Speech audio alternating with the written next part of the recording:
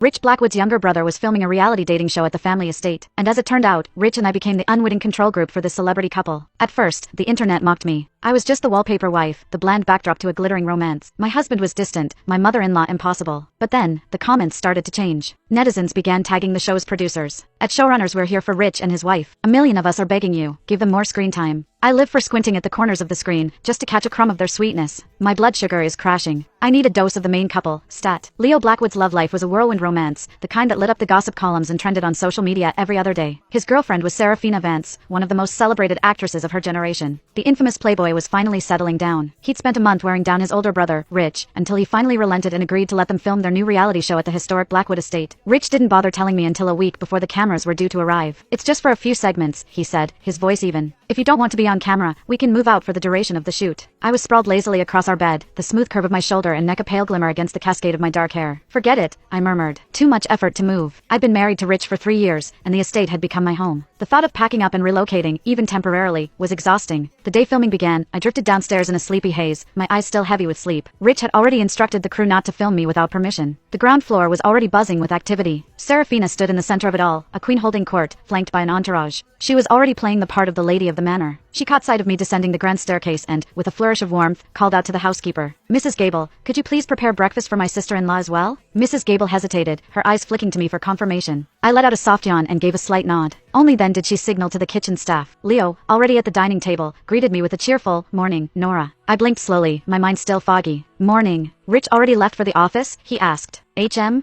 I guess so," I replied, the uncertainty clear in my voice. After all, the man rose with the sun. Even a night of passionate reunion after a week apart couldn't disrupt his clockwork precision. But that was Rich Blackwood for you. As the heir to the Blackwood fortune, he was the embodiment of discipline and self-control, forged from a lifetime of expectation. He never allowed himself to lose his composure. Even our intimacy was governed by a quiet, unspoken schedule. While I waited for my food, Serafina suddenly glided over and sat beside me, looping her arm through mine with a practiced smile aimed at a nearby camera. "This is Nora's first time on camera, so she might be a little shy," she cooed to her audience. "I hope all my wonderful fans will be gentle with her." She turned to me, her smile unwavering. "Don't be nervous, Nora. My fans are the sweetest people." And just like that, with no makeup and a thoroughly bewildered expression, I made my television debut. Serafina kept one eye on the live comment feed, her lips curved in a saccharine smile as she cherry-picked questions to answer. "You think Nora looks familiar?